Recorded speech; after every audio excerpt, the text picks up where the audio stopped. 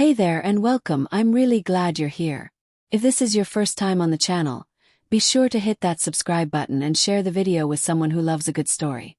Truly helps more than you know.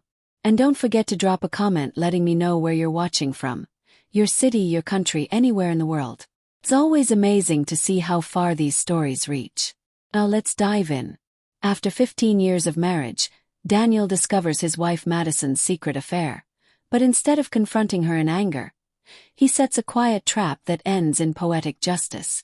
As she prepares for a night with her lover, she has no idea what's waiting for her, and who's already sitting at the restaurant with divorce papers. This true story of betrayal, heartbreak, and strategic revenge will leave you speechless. "I need to feel young again," she whispered, not knowing what I'd already done. 15 years. That's how long Madison and I had been married. We had built a life filled with memories, raising 2 kids, hosting family dinners, weathering job changes, and surviving the chaos of early parenthood. Ours wasn't perfect, but I thought we had something real, something lasting. But slowly, like a light fading in a long hallway, that warmth began to dim. Started subtly. Madison was always a woman of routines. She cooked Sunday dinners, fell asleep early on weeknights, and rarely used her phone past 10. But suddenly she started coming home later from work, claiming project deadlines and client emergencies. She began taking her phone everywhere, even into the bathroom, and I'd catch her staring at the screen, smiling faintly at texts she never shared. The distance between us wasn't just emotional, it was physical. I'd wake up in bed alone more often than not, and when I asked what was wrong, her answers were vague. "It's just work stress, Daniel," she'd say with a tired smile. But I knew better. I wasn't paranoid, I was paying attention. I convinced myself it was a rough patch, like every couple faces. We had always found our way back to each other. Why would this time be different?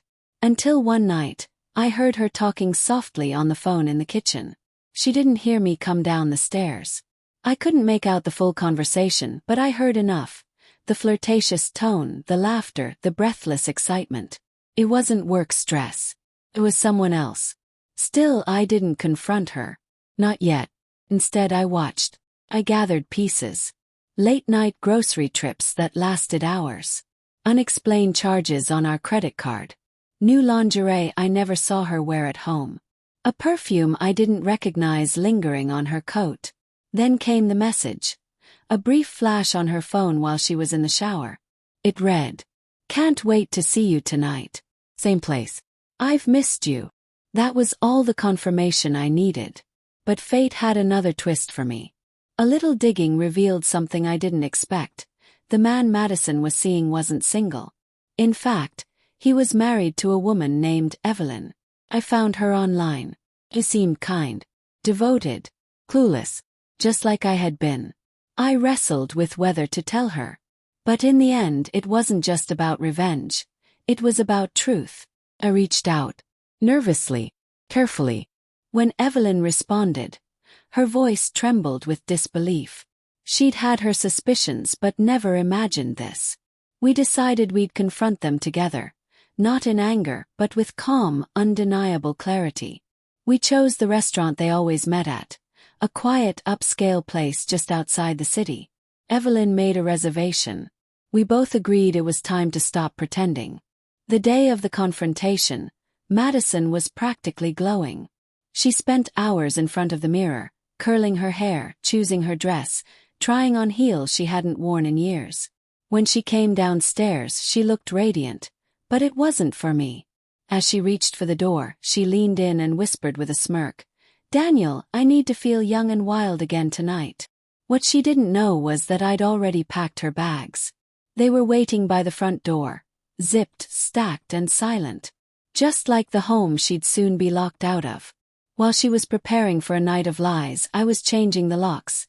Every door, every window, every key she thought she had. By the time she returned, she would find only silence and steel. At the restaurant, everything unfolded exactly as we planned. Her lover arrived first, expecting a candlelit night of passion. Instead, he found Evelyn sitting at the table with divorce papers in hand. The entire restaurant fell into a hush as her voice sliced through the evening air. How long did you think you could keep lying to both of us? He froze, ashen-faced, cornered. And then Madison walked in. I wasn't there to see it, but Evelyn told me what happened. Madison stepped through the door, smiling, expecting him. But when she saw Evelyn instead, saw the scene unraveling before her, her face collapsed. Embarrassment. Horror. It was over. The night she thought would make her feel young and wild became the moment everything she had unraveled in public. Back at home, I sat on the couch in silence. The kids were at my sister's. The house felt empty but peaceful. I knew she'd be back soon, and sure enough my phone began to light up. First it was confusion, then panic, then desperate apologies. Daniel, please. Just talk to me. I messed up.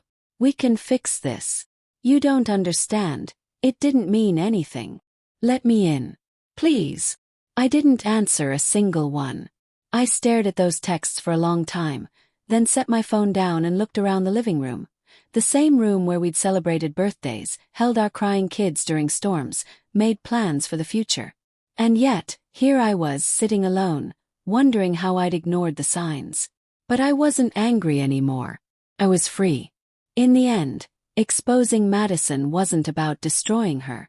It was about saving myself. About reclaiming my self-respect, my peace, and my future. 15 years is a long time to give someone. But sometimes the most powerful thing you can do is walk away. Not with rage, not with vengeance, but with quiet strength and the unshakable knowledge that you will never accept less than you deserve again.